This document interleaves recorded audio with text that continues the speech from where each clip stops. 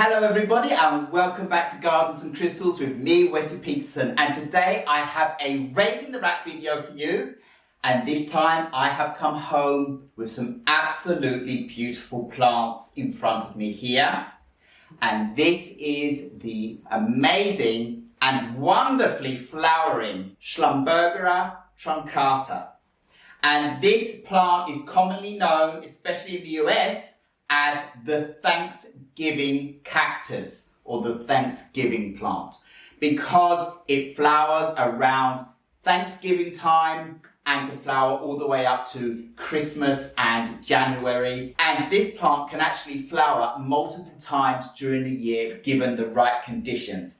But this plant is often called the Christmas cactus, and that is a different species. There are 3 different types of these Schlumbergera plants.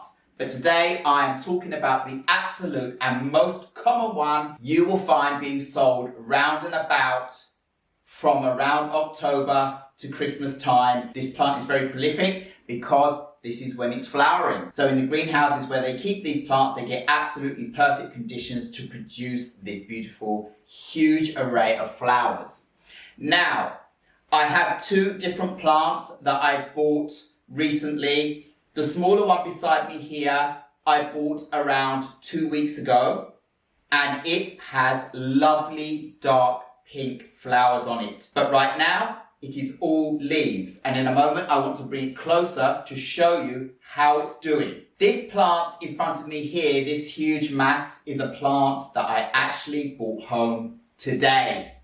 And it is 3 pots. So this is 1 pot, and this is 3 pots that I bought that I placed into this lovely terracotta pot in front of me here, all ready today because of what happened when I replanted my other smaller one here.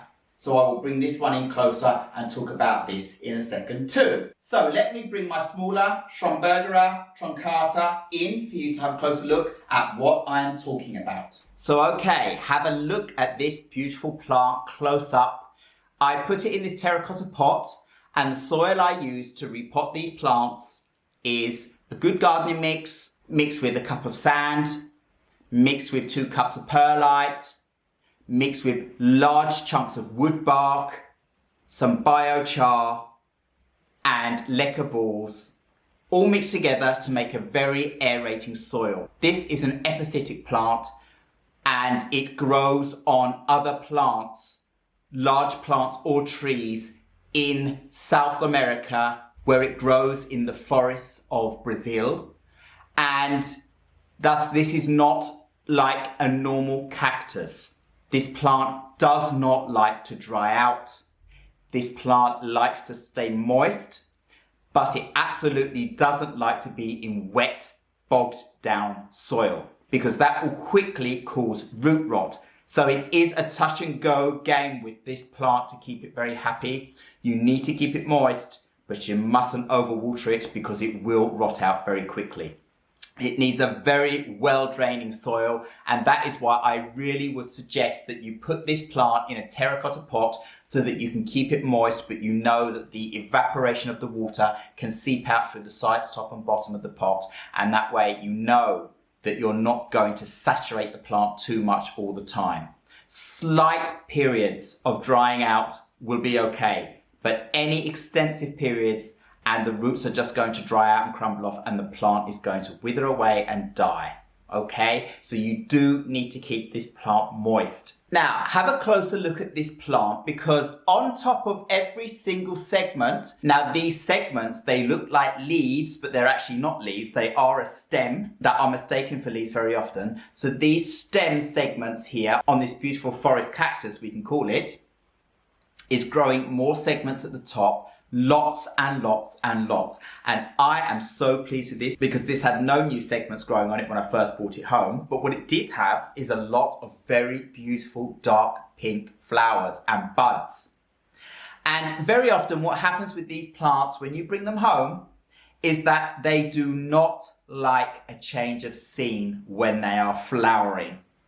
So you'll see these plants with beautiful flowers when you're out there, and they're very popular right now, and there's so many different colors, and you can choose it and you bring it home, and it might have the flowers on it for 2 or 3 days, and then they're going to dry up and fall off unless your environment is absolutely perfect and mimics the environment that the plant was in before it was moved. They do not like sudden drops of temperature.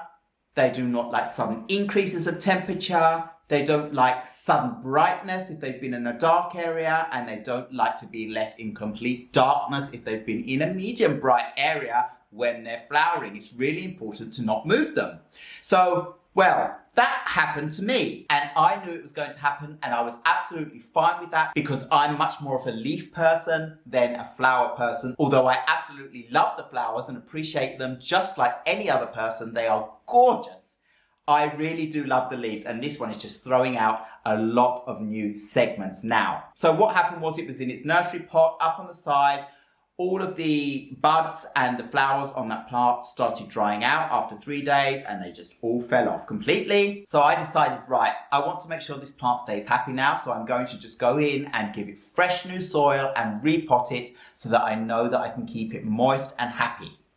So I did that, and I'm telling you, within a week, all of these small baby leaves just started flushing out like crazy all over this plant. So it's like I had a very brief moment of flowering, a lovely display of those, and then now I have a beautiful display of new segments coming out all over on this plant, near enough straight away, telling me that the repotting and the new soil and the new situation and keeping this plant happy and moist is in my hallway up on a shelf where I have LED lights on the ceiling, so it gets the lights when the light's on, and when it's not, it's quite dark. And this plant seems to be loving its new life very, very quickly. So just take a closer look at these absolutely amazing and gorgeous new segments coming out on this plant. So look at all of those. Isn't it gorgeous? Absolutely gorgeous, I think. Look at those leaves. So many new, and I keep calling them leaves as well now, even though they're segments. So many new beautiful segments coming out everywhere on this plant. I couldn't be happier with the result of this. And if you look at the top of the soil, I have big chunks of wood bark around, mixed in with the rest of the soil underneath, and this plant is absolutely loving this. So I am thrilled. I am absolutely okay because I know what colour the plant is going to be next time it flowers out. It's going to be a dark pink, and I know it will be okay next time it flowers out because I won't have to move it. And it won't need to be repotted. Once you've repotted these plants, you don't need to repot them very often. Every few years will probably be enough. So it doesn't need to be disturbed. If it gets so big and grows so long and so forth, you can easily go in and propagate this plant. You can take 2 or 3 of the segments, put them straight into soil or water propagate them, making sure they're kept under a lovely bright grow light, but not too close so that they burn or anything like that, of course. And then this plant will be fine. But generally, the general care of this plant is that it needs to have bright indirect light for flowering. But if you really want to get this plant to flower, it needs to have a period with a lower temperature and darkness, around 12 to 14 hours of darkness every single day, so it can get lovely indirect light for the rest of the time, and then 12 to 14 hours of darkness, and that will encourage this plant with a lower temperature to start flowering out, because then it will start stressing and thinking that it needs to produce flowers to be able to carry on the next generation should something happen to itself. And that's what happens. But basically, it's not that difficult to keep this plant, but just do not think of this plant as being a cactus like a desert cactus or any other cactus that you know. It is not like that. This is a succulent type plant that comes from the forests of South America, and it needs to be kept moist at all times as much as possible, but absolutely not overwatered or soaking wet because you're going to rot it out. It's a real balancing act with this plant. It really is, to keep it beautiful and happy. This plant, I've just been going in and actually watering it every few days just a little bit around the top, because I know it's in a terracotta pot, so I know I'm safe doing that. And these leaves are just flushing out. So I know it's happy. And it gets the darkness, and then it gets the light from the LED light when that's on during the day. And I think it's a perfect situation for keeping this plant happy. When this plant is flowering or when it's producing new leaves and so forth like this, you can go in and fertilize your plant. That will help to stimulate the growth. And well, in artificial environments like in your home, your plant is going to grow all year round depending on the situation. So like mine now, it's December and this plant is throwing out a lot of new leaves. So I could go in and fertilize this plant, but I don't actually need to right now because I've just put this plant into a new pot with fresh new soil that has a lot of nutrients in the soil, and that is what's stimulating the plant. So I don't need to go and give it extra fertilizer right now and overdo it so that the plant becomes stressed with that. So I'm just keeping this lovely balance with the water and everything that's in the soil that's making this plant happy. Now I want to bring my second plant in to show you what the beautiful buds look like on a fully budding plant. Now look at this beautiful bundle of absolute joy in front of me here. I chose this color, this light pink pastel-y color, because I just thought it was just so beautiful and so fresh and reminds you of the spring to come and lighter days and, I don't know, weddings and happy memories and happy times. These plants also seem to remind me of the elder generation, because these plants have been around in people's homes for so many years. We've all seen our grandparents with this plant in their house. And it just reminds you of those that have passed on or are still here, and all the wonderful happy memories.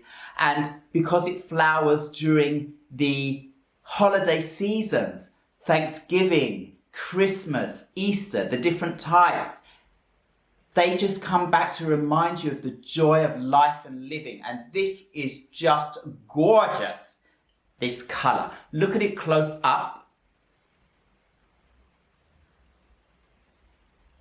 Look at that. To think that I went out and found this beautiful bundle of joy today. It really is a lovely color. And if you look at this pot, this is a pretty big pot I've got it in, because as I said, I put 3 pots of cuttings into this one big terracotta pot to get this big full bushy effect straight away, because that's what I love with my plants. I like them to be thick and bushy as quickly as possible, and this just looks wonderful.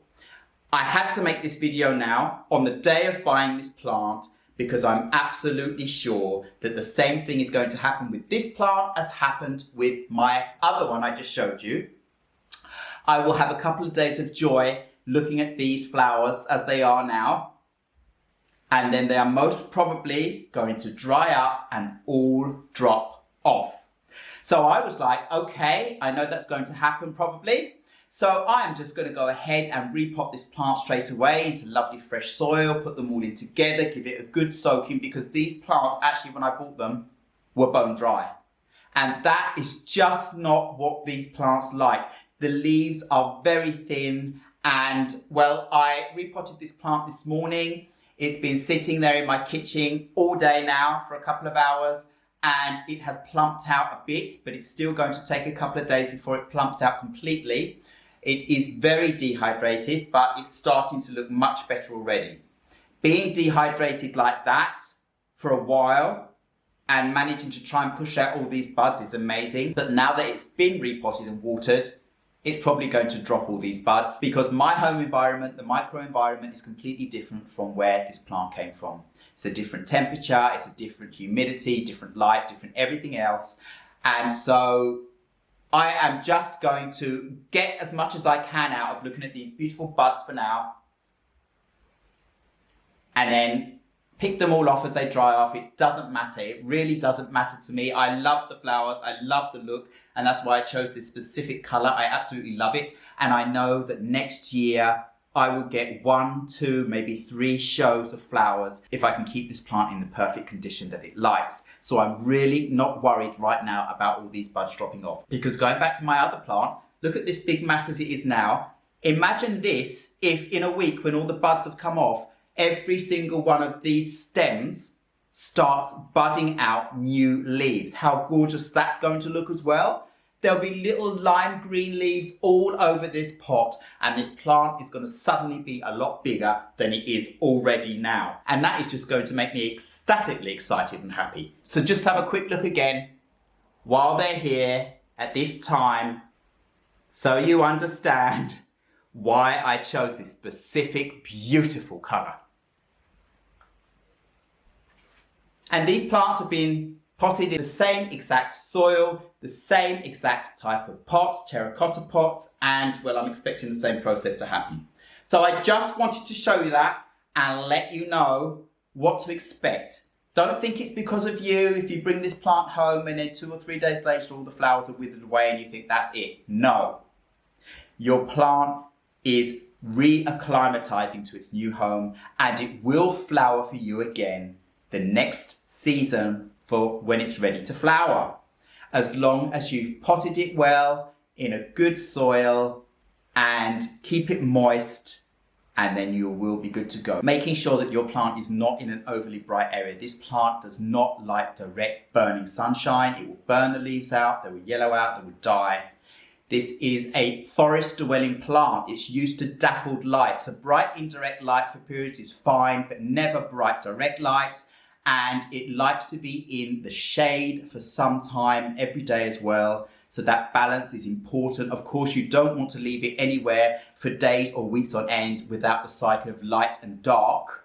So you can't leave it in a dark bathroom or a dark room with no light. Of course not. It needs light every single day, but it needs darkness every single day. And then it needs a drop of temperature, drop in watering at the right times to get the flowers to flush out. So it is the holiday season, and that's why I was so happy that I could go out and get myself some beautiful Schlumbergera truncata while they're out and about and make me a big bushy plant like this and the other one. And when they both flower out and I have the dark pink and the light pink and I see them together, I will be so happy. They have these beautiful trumpet-like flowers. They're very long and they have all of these beautiful stigmas and stamens that are coming out of the middle of them, and they are just absolutely gorgeous. Oh, wow. So that's all I had for you for this Raising the Rack video today. This beautiful Schlumbergera truncata, 2 different colours, doing 2 different things to show you the process of what happens when you bring this plant into your home.